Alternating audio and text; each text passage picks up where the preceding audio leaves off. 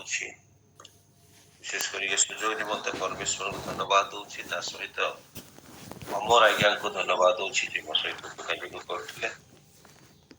Leading କରୁଥିବା ଭଉଣୀକୁ ମଧ୍ୟ ଧନ୍ୟବାଦ ଦଉଛି। ତା ସହିତ ଲିଡ୍ କରୁଥିଲେ, ଶେଷ ପର୍ଯ୍ୟାୟରେ ମୁଁ ପହଞ୍ଚିଥିଲି, ତାଙ୍କୁ ମଧ୍ୟ ଧନ୍ୟବାଦ ଦଉଛି। ଯୋଉ ଭାଇ ଗୀତ ଗାଇକି ଆରାଧନା କଲେ ବହୁତ ସୁନ୍ଦର ଥିଲା। ପ୍ରଭୁ ଗୌରବାନ୍ୱିତ ହୁଅନ୍ତୁ। ତା ସହିତ ବିନୟ ନନାଙ୍କୁ ମଧ୍ୟ ଧନ୍ୟବାଦ ଦଉଛି, କାହିଁକିନା ପ୍ରଥମ କରି ସେମାନେ ମତେ ଯୋଗାଯୋଗ କରୁଥିଲେ। ଆଉ ମୀନାକ୍ଷୀ ଦିଦିକୁ ଧନ୍ୟବାଦ ଦଉଛି ଆଜିର ସ୍ପେଶାଲ ନମ୍ବର ପାଇଁ। ତା ସହିତ ପ୍ରଥମ ଥର ଇଣ୍ଟ୍ରୋଡ୍ୟୁସ କରୁଥିବା ସକାଶେ ପ୍ରଭୁ ଗୌରବାନ୍ୱିତ ହୁଅନ୍ତୁ, ମହିମାନ୍ୱିତ ହୁଅନ୍ତୁ। ଆସନ୍ତୁ ଆଜିର ଚିନ୍ତା ନିମନ୍ତେ ଏକ ଅଂଶ ଦେଖିବା। ଆଉ ତାହା ହଉଛି ଗୀତ 90 ତାର 10 ପଦ। ଏ ପ୍ରକାର ଲେଖା ଅଛି, ଆମ୍ଭମାନଙ୍କର ଆୟୁର ପରିମାଣ 70 ବର୍ଷ ଅବା ବଳ ସକାଶୁ 80 ବର୍ଷ ହୁଏ, ତଥାପି ତହିଁର ଗର୍ବ ଓ ପରିଶ୍ରମ ଦୁଃଖ ମାତ୍ର, କାରଣ ତାହା ଶୀଘ୍ର ବହିଯାଏ ଓ ଆମ୍ଭେମାନେ ଉଡ଼ିଯାଉ। ପ୍ରଭୁ ଆମମାନଙ୍କୁ ଆଶୀର୍ବାଦ କରନ୍ତୁ ଏହି ପଠିତ ବାକ୍ୟ ଦେଇ। ପ୍ରଭୁ ଆମେ ତୁମକୁ ଧନ୍ୟବାଦ ଦଉଛୁ, ତୁମରି ପୂଜା ପ୍ରଶଂସା କରୁଛୁ। ତୁମେ କଥା କହିବା ପରମେଶ୍ୱର, ତୁମର ବାକ୍ୟ ମାନେ ପଠନ କରିଛୁ। ପ୍ରଭୁ ଆମମାନଙ୍କୁ ତୁମେ କଥା କୁହ, ଶ୍ରବଣ କରିବା ନିମନ୍ତେ ସାହାଯ୍ୟ କର, ପୁଣି ପ୍ରଭୁ ଗ୍ରହଣ କରିବା ନିମନ୍ତେ ମଧ୍ୟ ସାହାଯ୍ୟ କର। ମତେ ବାକ୍ୟକୁ ପ୍ରତ୍ୟେକ ଶ୍ରୋତା ବନ୍ଧୁଙ୍କୁ ତୁମ ହସ୍ତରେ ସମର୍ପଣ କରି ଯୀଶୁଙ୍କ ନାମରେ ମାଗୁଛି, ଆମେନ୍। ପୁନର୍ବାର अर्ली मॉर्निंग प्रेयर ग्रुप सम्मुखरे धन्यवाद ये सुंदर सुजोग पाए पुणी परमेश्वर को धन्यवाद दउछि ए सुंदर दिन निमंते। प्रभु आमान को सुरक्षा देइछन्ति, अनुग्रह करछन्ति, आ जोथुपाय माने पहुंचिछ।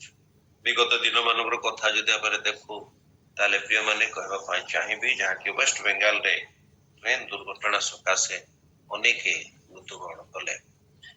2 सप्ताह पूर्वर कथा मु आपण मान को कहिबी जे गोटिया मानकर पालक बाबू ललितपुर रे रविवार दिन जितेबाला से उपासना समाप्त कले गृह को फेरुले, गिरजा घर गृह को फेरुले, से समय गोटे कार आसिला तांको एक्सीडेंट कला आ से जगार ही मृत्युवरण कले। अनेक लोक माने कौन करछन्ति मृत्युवरण करुछन्ति, अकस्मात दुर्घटना सकाशे लोके मृत्युवरण करुछन्ति।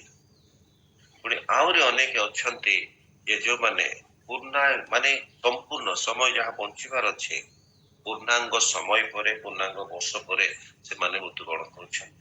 कहबा पाई चाहिबी आ माने जगत मध्यरे जन्म ग्रहण करिछु मृत्युवरण करबा निमंते। जिते समस्ते जगत मध्यरे जन्म ग्रहण करिछन्ति प्रत्येक मृत्युवरण करिवे, यह सुनिश्चित अटे। मुख्य माने मृत्युवरण करने सत कथा, किंतु गोटे विषय आम मन मध्य को नवा ता होउछे जे लोके मृत्युवरण करते सत कथा, किंतु अनेक अमर मध्य रही जाते। दिन कथा क्लास चली थाए स्कूल मध्य जड़े टीचर पचारे स्टूडेंट मानू पिला तमे महात्मा गांधी को जान, समस्ते हाथ उठे कहले हाँ सर आम समस्ते महात्मा गांधी को जान। परवर्ती समय रे शिक्षक पचारे आ जन स्टूडेंट को 2000 ना टी कहलु तो से निजर अजार ना कहले। तापर बाकी समस्त पिला पचरा गला जे यार अजा को तमे जान, जड़े पिला मध्य से निज हाथ को उठे कहले जे मु यार अजा को जाने कहि। तापर से पिलाटा पचारछि सर महात्मा गांधी को समस्ते जानती हेले मो अजा को काहे कि जानती नहीं। आ शिक्षक कहले बाबूरे महात्मा गांधी जिते बेले थिले से देशर स्वाधीनता निमंते से कार्य करिसंती, जोथपाई आज समस्ते तांको जानती। किंतु तो अजा ए जगत मध्य थिले सत कथा, किंतु किछि भी न करथबा सकाशे एही मध्य तो अजा को जानती ना। कहबा पाई जाय मुख्य माने ए जगत मध्य रे आमे जन्म ग्रहण करिछु मृत्युवरण करबा निमंते अल्प समय मानक पाखरे अछि, किंतु आमे किछि गोटे करू जोथपाई अनेकंक ठारे एक स्मरणीय होइकि रहिबा, अमर होइकि रहिबा। तेबे वाक्य प्रकार कहे जाके माने पढ़िलु ଗୀତ ସଂହିତା 90:10 ଅଂଶରେ ଆମେ ପଢିଲୁ ଏ ପ୍ରକାର ଲେଖା ଅଛି, ଆମ୍ଭ ମାନଙ୍କର ଆୟୁର ପରିମାଣ 70 ବର୍ଷ ଅବା ବଳ ସକାଶୁ 80 ବର୍ଷ। 2 ସପ୍ତାହ ପୂର୍ବରୁ ଆମର ଜୁମ୍ ର ଜଣେ ଦିଦି ଅଛନ୍ତି ଟିଟଲାଗଡ଼ର, ତାଙ୍କ ମା ମୃତ୍ୟୁବରଣ କରିଥିଲେ। ତାଙ୍କ ବୟସ ଥିଲା 95।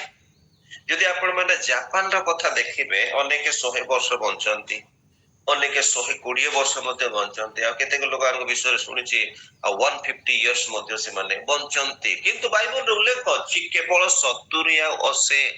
କାରଣ କଣ? এই ପୁସ୍ତକ କିଏ ଲେଖିଛନ୍ତି? ଏ ପୁସ୍ତକ ଲେଖିଛନ୍ତି ମୂଷା।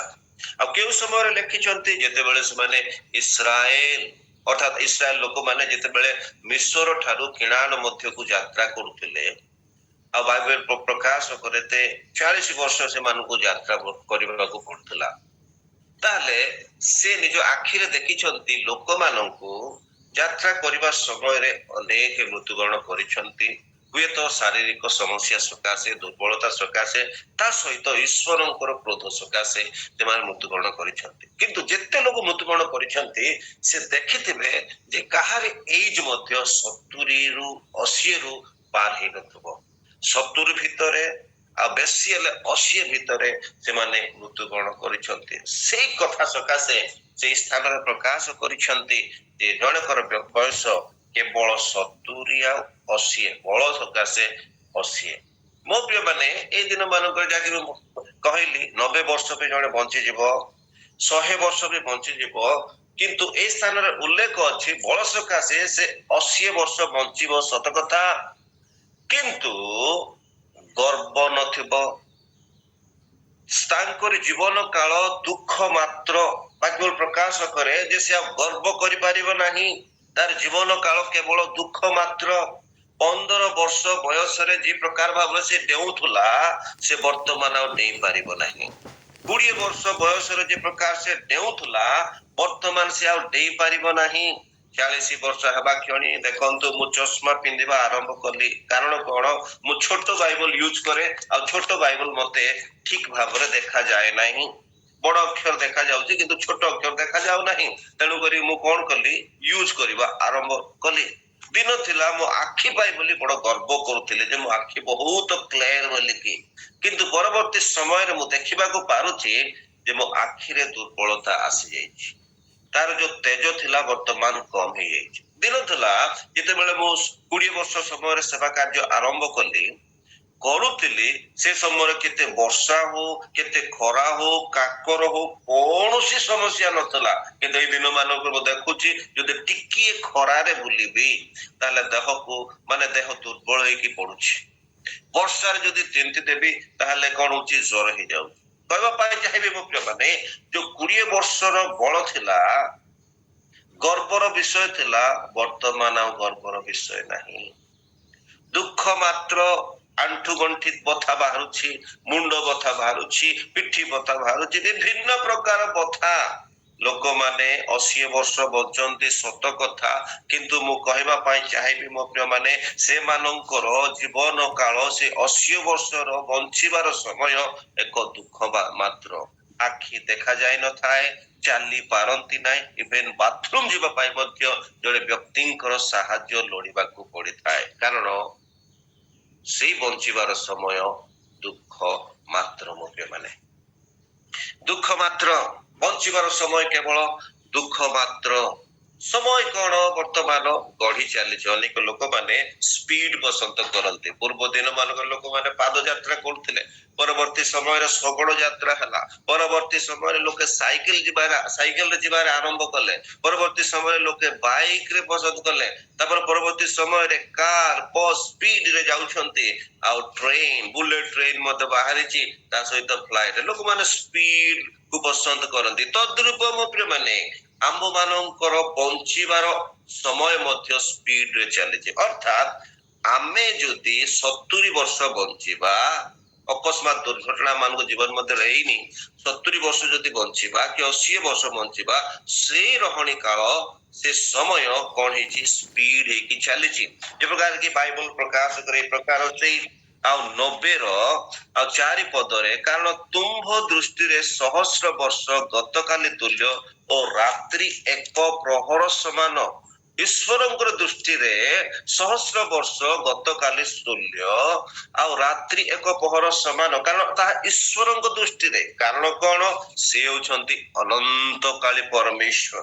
ସେ ଅନାଦି କାଳରୁ ଅନନ୍ତ କାଳ ପର୍ଯ୍ୟନ୍ତ ବାସ କରିବା ପରମେଶ୍ୱର।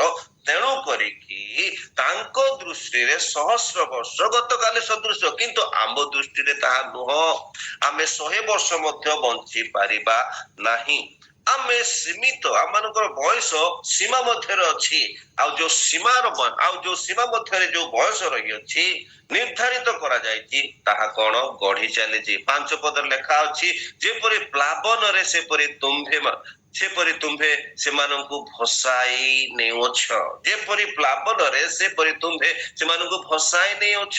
ତାପରେ ଗୀତ ଗାଇକା ମାନେ ଦେଖୁଥିଲୁ, ତାହା ଏଇ ପଦରେ ମଧ୍ୟ ଲେଖା ଅଛି, ପ୍ରାତ କାଳରେ ସେମାନେ ବଢନ୍ତା ତୃଣତୁଲ୍ୟ, ପ୍ରାତ କାଳରେ ତାହା ସତେଜ ହୋଇ ବଢଇ, ସନ୍ଧ୍ୟା କାଳରେ ତାହା କଟା ଯାଇ ସୁଖଇ। ମନୁଷ୍ୟ ଜୀବନକୁ ଏ ପ୍ରକାର ଭାବରେ କୁହାଯାଇଛି।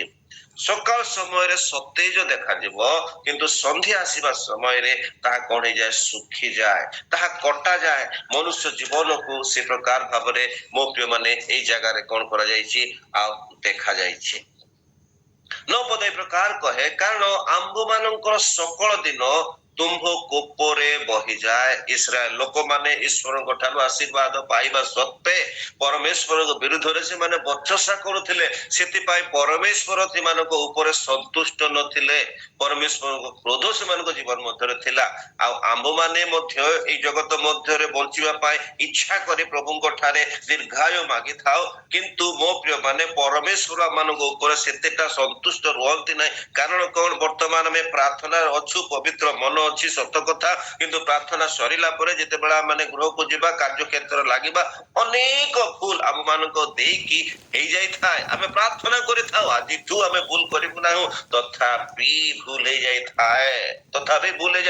ଯେତେବେଳେ ଭୁଲ ହୁଏ, ପରମେଶ୍ୱର ତୈ ଉପରେ ସନ୍ତୁଷ୍ଟ ହୁଅନ୍ତି ନାହିଁ। ତେବେ ଆମମାନଙ୍କର ବଞ୍ଚିବାର ସମୟ ଦିନ ଆଉ ହଉଛି ଏକ ଦୁଃଖମୟ ଅଟେ। ମୋ ପ୍ରିୟ ମାନେ, ତଳ ଅଂଶରେ ଲେଖା ଅଛି, କଥିତ କାହାଣୀ ପରି। ହିନ୍ଦୀରେ ଲେଖା ଅଛି ଶବ୍ଦ କେ ନ୍ୟାୟ।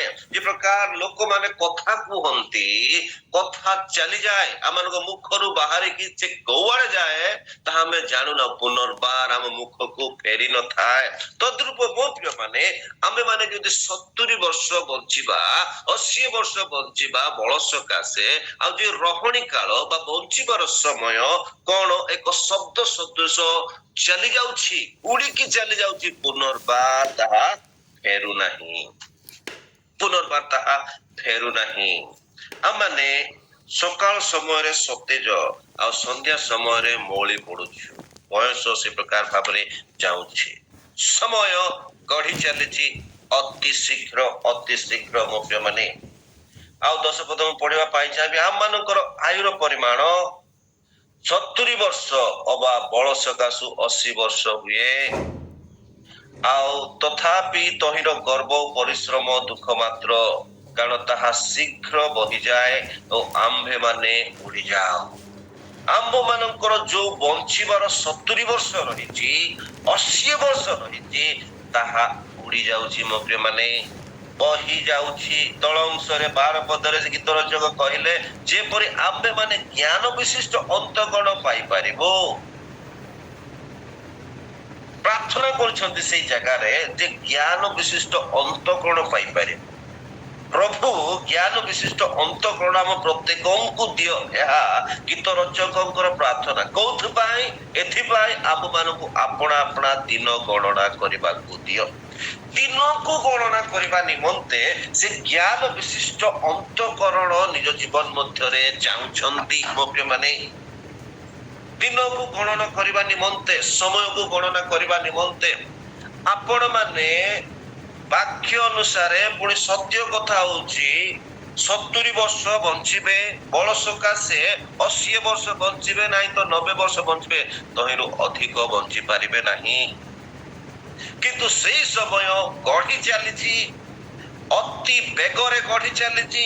ହେଲେ କହିବା ପାଇଁ ଚାହିଁବି, ଗଣନା କେବେ ଆମେ କରିଛୁ କି? ଗୀତ ରଚକ କହିଲେ, ଜ୍ଞାନ ବିଶିଷ୍ଟ ଅନ୍ତଃକରଣ ଦିଅ। ଆମେ କେବେ ଗଣନା କରିବା ନିମନ୍ତେ, ତେବେ ଆମେ କଣ ଗଣନା କରିଛୁ? ଯଦି 70 ବର୍ଷ ବଞ୍ଚିବା, ପ୍ରଥମ 15-20 ବର୍ଷ ପର୍ଯ୍ୟନ୍ତ ଆମମାନଙ୍କର ପଢାରେ ଆଉ ବାଲ୍ୟ ଜୀବନ ହେଇକି ପଳେଇଯିବ। ଆଉ ଶେଷ 5ରୁ 10 ବର୍ଷ ପର୍ଯ୍ୟନ୍ତ କଣ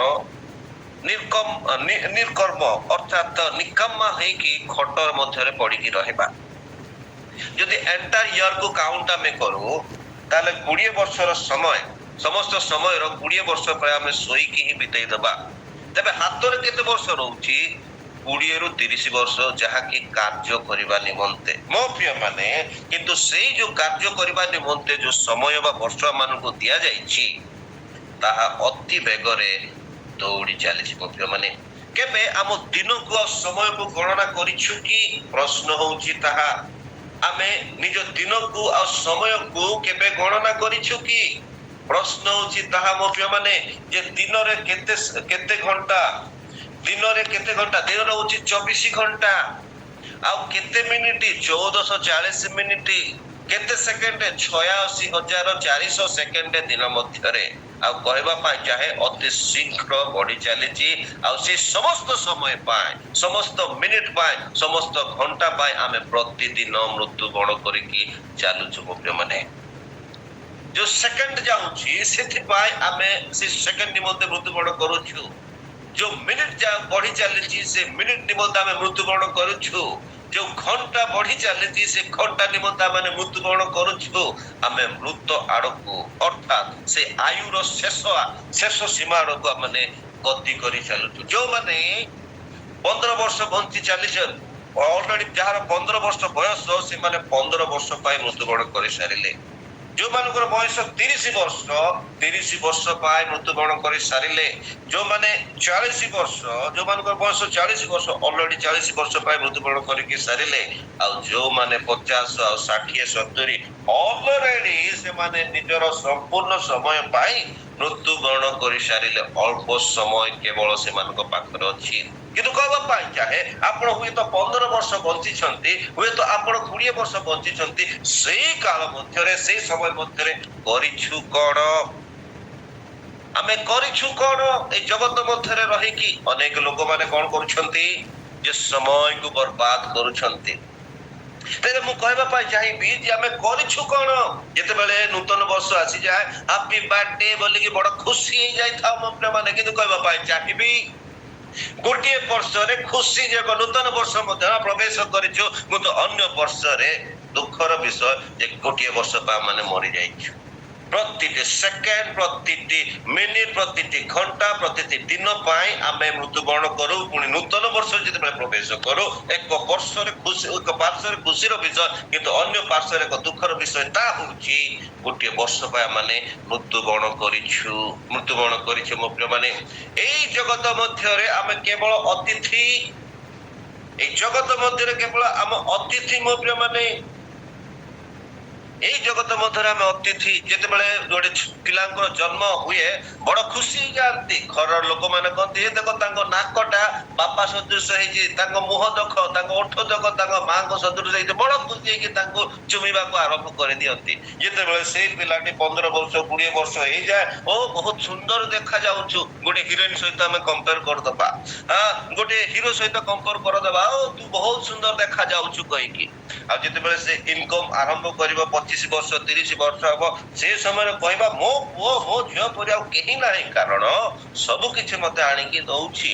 କିନ୍ତୁ ଯେତେବେଳେ ବାହା ହେଇକି ଛୁଆ ହେଇଯିବ, 35 ବର୍ଷ 40 ବର୍ଷ ହବ, ଘରେ ରହିବା ନିମନ୍ତେ ତାଙ୍କୁ କମ୍ଫର୍ଟେବୁଲ ମଧ୍ୟ ନଥିବ, ପିତା ମାତାଙ୍କୁ ଭଲ ଲାଗୁନଥିବ ମିଶିକି ରହିବା ପାଇଁ, ଆଉ ସେଇ ପିଲାକୁ ଆଉ ସ୍ତ୍ରୀଙ୍କୁ ଭଲ ଲାଗୁନଥିବ ରହିବା ପାଇଁ, ସେ ସମୟରେ ସେ ପୁଅଟି କହିବ, ଅନ୍ୟ ଘରେ ରହିଲେ ଆଉ ଭଲ ହେଇଥାନ୍ତା। ବାପା ମା କହିବେ, ଅନ୍ୟ ଘରକୁ ମାନେ ଏମାନଙ୍କୁ ଅଲଗା କରିଦେଲେ ଭଲ ହେଇଥାନ୍ତା। ଏ ପ୍ରକାର ସମୟ ଆସି ଯାଇଥାଏ। ଆଉ ଶେଷ ସମୟରେ ଯେତେବେଳେ ସେ ଗୃହ ମଧ୍ୟ 1 କରିବା ଆରମ୍ଭ କରିଦବ, 2 କରିବା ଆରମ୍ଭ କରିଦବ, କୌଣସି ବେମାର ହେଇକି ଖଟିଆରେ ପଡିବ, 2 ବର୍ଷ ସେବା କଲା ପରେ ପରିବାର ଲୋକମାନେ ମନେ ମନେ ଚିନ୍ତା କରିବେ, ଏଇ ଯଦି ମରିଯାଇଥିଲେ ଭଲ ହେଇଥାନ୍ତା ପରା। ମା ମରି ଯାଇଥିଲେ ଭଲ ହେଇଥାନ୍ତା ପରା, ବାପା ମରିଗଲେ ଭଲ ହେଇଥାନ୍ତା ପରା କହିବା ପାଇଁ ଚାହିଁବି ମୋ ପ୍ରିୟମାନେ। ଆମେ ଅତିଥି ଏଇ ଜଗତ ମଧ୍ୟରେ ଅତିଥି। ବହୁତ ସମୟ ପର୍ଯ୍ୟନ୍ତ ଆମେ ଏଇ ଜଗତ ମଧ୍ୟରେ ନଥିବା ଆମେ ଅତିଥି। ଆଉ ଆମମାନଙ୍କର ବଞ୍ଚିବାର ସମୟ ଗଢି ଚାଲିଛି। ତେବେ ମୁଁ କହିବା ପାଇଁ ଚାହିଁବି ଯେ ଆମେ ଯେତେ ବର୍ଷ ବଞ୍ଚିଛୁ ତହିଁ ମଧ୍ୟରେ ଆମେ କଣ କରିଛୁ? ସମୟ ବଢି ଚାଲିଛି, ଯାହାକି ମୁଁ ଆପଣମାନଙ୍କ ସମ୍ମୁଖରେ ରଖିଲି। ସମୟ ବଢି ଚାଲିଛି, ଯାହା ଆମମାନଙ୍କୁ ସମୟ ଦିଆଯାଇଛି ବଞ୍ଚିବା ନିମନ୍ତେ ସେଇ ସମୟ ବଢି ଚାଲିଛି। এই ଜଗତ ମଧ୍ୟରେ ଆମେ ଅତିଥି ଭାବରେ ଅଛୁ। ତେବେ ଏତିକି ମଧ୍ୟରେ ଆମେ କଣ କରିଛୁ? ଯେତେ ବର୍ଷ ଆମେ ବଞ୍ଚିଛୁ ଆଉ ତହି ମଧ୍ୟରେ ଆମେ କଣ କରିଛୁ? ମୋ ପ୍ରିୟମାନେ, ଏହା ମୁଁ ପଚାରିବା ପାଇଁ ଚାହିଁବି ନିଜକୁ, ପୁଣି ଆପଣ ମାନଙ୍କୁ। ଲୋକମାନେ ସମୟକୁ ବର୍ବାଦ କରିଦଉଛନ୍ତି। ଦିନକର କଥା, ଆଉ ଜଣେ ବିଦେଶୀ ଆସିଥାଏ ଇଣ୍ଡିଆକୁ। ସେ ଗୋଟେ ଟ୍ରେନ୍ ଟିକେଟକୁ ଧରିକିନା ଷ୍ଟେସନରେ ଅପେକ୍ଷା କରିଥାଏ। ଆଉ ଯେତେବେଳେ ସେ ଅପେକ୍ଷା କରିଛି, ରାଇଟ୍ ଟାଇମରେ ସେ ଟ୍ରେନଟି ପହଞ୍ଚି ଯାଇଛି। ଟ୍ରେନ ଭିତରକୁ ଗଲା ପରେ ସେ ଟିଟିଆଇକୁ ଟ୍ରେନ ଟିକେଟଟି ଦେଖେଇଲା, କିନ୍ତୁ ଟିଟିଆଇ କହିଲା ତୁ ଏଇ ଟ୍ରେନରେ ଯାଇପାରିବୁ। ସେ ଚକିତ ହେଇଗଲା, କାହିଁକି ମୁଁ ଯାଇପାରିବି ନାହିଁ? ଆଉ ଟିଟିଆଇ କହିଲା ଏଇ ଯୋଉ ଟ୍ରେନ ବର୍ତ୍ତମାନ ଆସିଛି ତାହା ଗତକାଲିର ଟ୍ରେନ ଏଇ ଜାଗାକୁ ବର୍ତ୍ତମାନ ପହଞ୍ଚିଛି।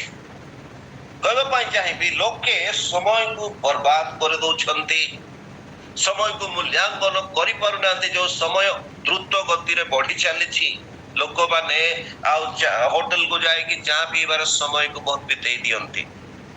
ଆଉ ଲୋକମାନେ ମାଳ ଅଞ୍ଚଳର ଲୋକମାନେ ଆଉ ଘର ବାରଣ୍ଡାରେ ବସିକି ସମୟକୁ ବେକାର କଥା ଭାଷାରେ ବର୍ବାଦ କରିଦିଅନ୍ତି। ମୋ ପ୍ରିୟମାନେ, ଆଜିର ଯୁବାମାନେ ଫେସବୁକ୍, ଇନଷ୍ଟାଗ୍ରାମ, ୟୁଟ୍ୟୁବରେ ବିଭିନ୍ନ ପ୍ରକାର ଭିଡିଓ ଗୁଡାକ ଦେଖିକି ଅପଲୋଡ କରିକି, ଫଟୋ ଗୁଡାକ ଅପଲୋଡ କରିକି ସମୟକୁ ବର୍ବାଦ କରିଦିଅନ୍ତି, ଯାହାକି ବର୍ତ୍ତମାନ କ୍ୟାରିୟର ଗଢିବାର ସମୟ ଆଉ ପଢିବାର ସମୟ।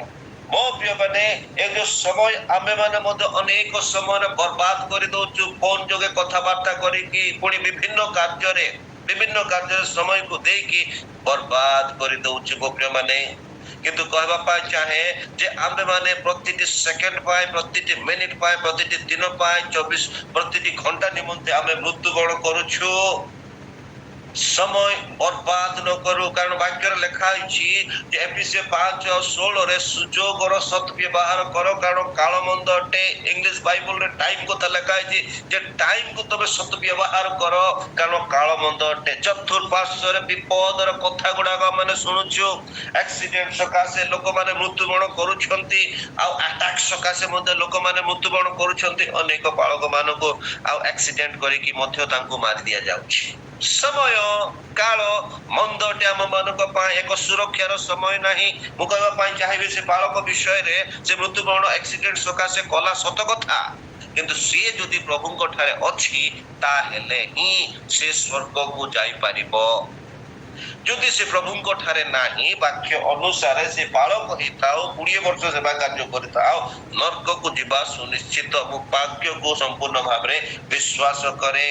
ସମୟ ଆସୁଅଛି ମୋ ପ୍ରିୟମାନେ, ଅକସ୍ମାତ ଆଖିର ପିତୁଳାକେ ଯୀଶୁ ଖ୍ରୀଷ୍ଟ ମଧ୍ୟ ଆକାଶକୁ ଆସିବେ। ଏ ସମୟକୁ ଯଦି ଆମେ ସଦ୍ବ୍ୟବହାର କରିଛୁ, ତାହେଲେ ତାଙ୍କ ସହିତ ମିଳନ କରିବା ନିମନ୍ତେ, ଆମେ ତାଙ୍କୁ ଭେଟିବା ନିମନ୍ତେ ଯାଇପାରିବା।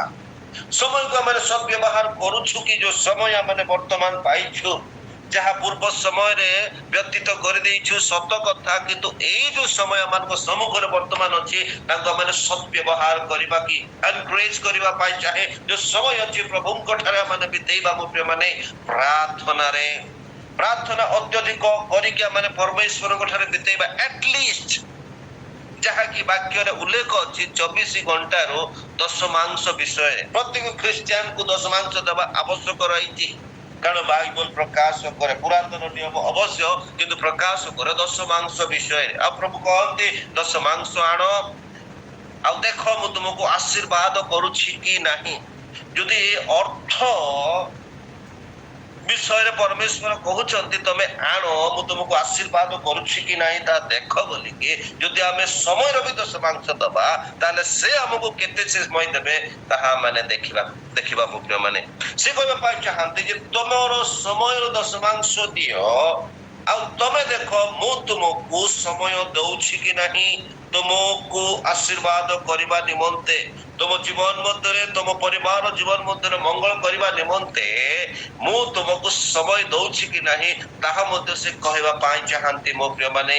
ଯୋଉ ସମୟ ମାନଙ୍କ ସମ୍ମୁଖରେ ଅଛି ତାଙ୍କୁ ଆମେ ସତ୍ ବ୍ୟବହାର କରିବା, ପ୍ରଭୁଙ୍କ ଠାରେ ରହିକି ପ୍ରାର୍ଥନାର ଅତ୍ୟଧିକ ସମୟ ବିତେଇକି ବାକ୍ୟ ଅଧ୍ୟୟନରେ ଅତ୍ୟଧିକ ସମୟ ବିତେଇକି। ମୁଁ ପଚାରିବି ଏଇ ଜାଗାରେ ଅନେକ ଲୋକମାନେ ସ୍ଥାନରେ ଜଏନ କରିଛନ୍ତି କିନ୍ତୁ ମୁଁ ହେଲୋ ଯଦି କହିବି କେତେ ଲୋକ ଉତ୍ତର ଦେବେ ମତେ ଜଣା ନାହିଁ। ଆପଣ ମାନଙ୍କର ଡିଭାଇସ ଯୋଡିଛି ଆମ ଜୁମ ରେ ମଧ୍ୟ ତଦୁପ ହେଇଥାଏ, ଲୋକମାନେ ଡିଭାଇସ ରହନ୍ତି କିନ୍ତୁ ପ୍ରାର୍ଥନାକୁ ଡାକିଲା ବେଳକୁ ଶୁଭା ଯାଇନଥାଏ। କାରଣ କଣ? ଡିଭାଇସ ଜାଗାରେ ଆଉ ସେମାନେ ଅନ୍ୟ ଜାଗାରେ। ତାର ଅର୍ଥ କଣ? ସମୟକୁ ବର୍ବାଦ କରାଯାଉଛି। ଅନେକ ଲୋକମାନେ ସମୟକୁ ବର୍ବାଦ କରିଦିଅନ୍ତି କିନ୍ତୁ ବାକ୍ୟ କହେ ତାକୁ ସତ୍ ବ୍ୟବହାର କର।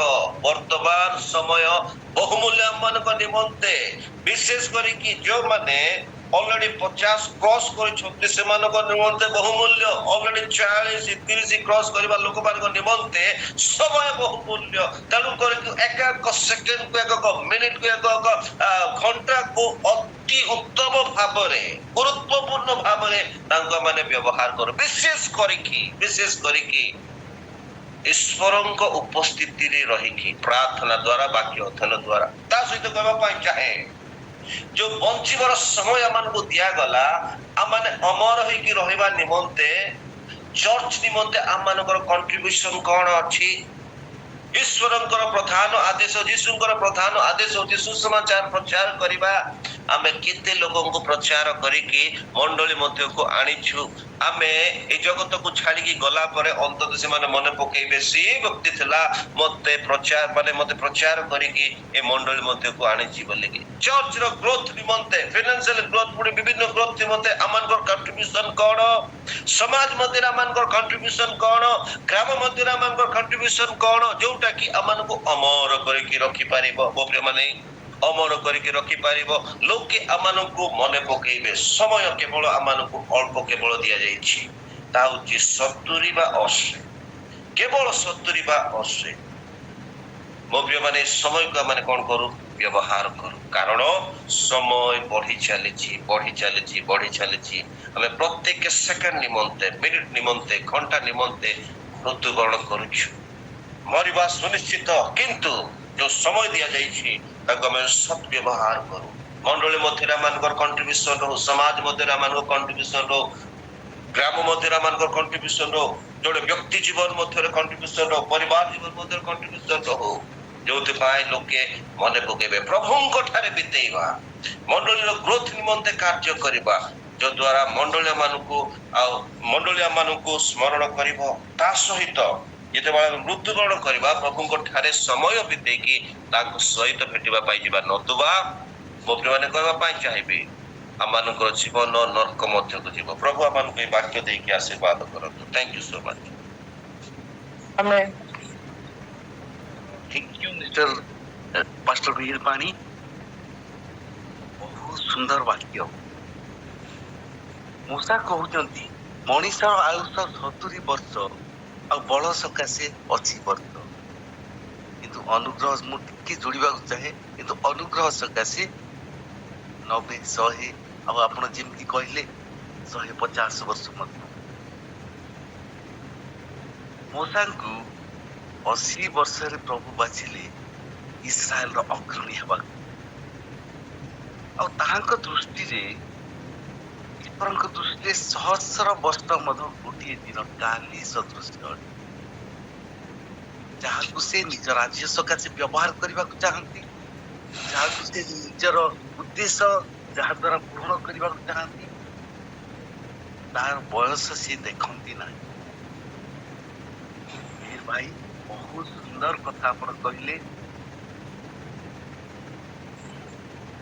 ଆମ ଆୟୁଷର ସମୟ ବା ବର୍ଷ ଗୁଡ଼ିକ କିପରି କଟିଯାଏ ଆମେ ଜାଣିପାରୁନା। ମୋର 40 ବର୍ଷର ଚାକିରି ଜୀବନ କେମିତି ସରିଗଲା। ରିଟାୟାରମେଣ୍ଟ ଦିନ ତ ମତେ ଲାଗୁଥିଲା ଏଇ 5-10 ବର୍ଷ ତଳେ ମୁଁ ଚାକିରି ଜଏନ୍ କଲି। ଶୀଘ୍ର କେମିତି 40 ବର୍ଷ କଟିଗଲା। ଏଇ ଜଗତ ମଧ୍ୟରେ ଆମେ ଅତିଥି ଅଟୁ।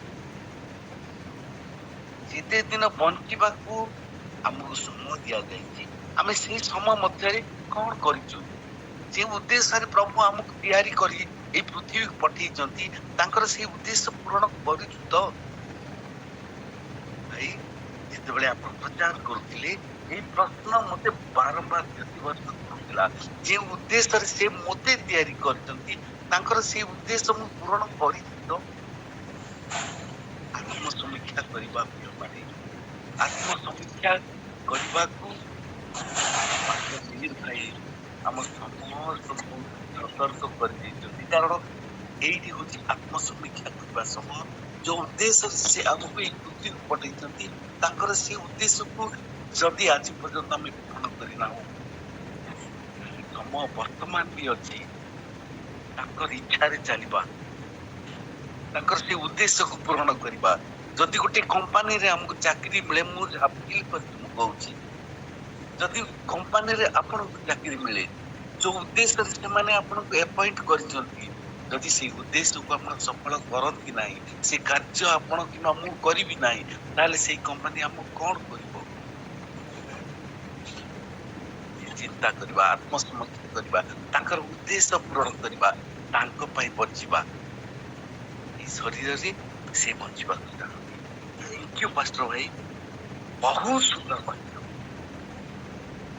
Praise the Lord. ଯଦି ଆମେ ଅନ୍ୟମାନଙ୍କ ପାଖରେ ସାକ୍ଷୀ ହେଇନଉ, ଆଜିଠାରୁ ସାକ୍ଷୀ ହେବା ଦରକାର। ପ୍ରଭୁ ଆପଣଙ୍କୁ ଆଉ ଆପଣଙ୍କ ପରିବାର ସମସ୍ତଙ୍କୁ ପ୍ରଚୁର ପ୍ରଚୁର ଆଶୀର୍ବାଦ କରନ୍ତୁ। ଆଉ ଏପରି ସୁନ୍ଦର ବାକ୍ୟ ନେଇ ସବୁବେଳେ ଆମ ଈଶ୍ୱରଙ୍କ ସହିତ ଯୋଡ଼ନ୍ତୁ। ଆମେ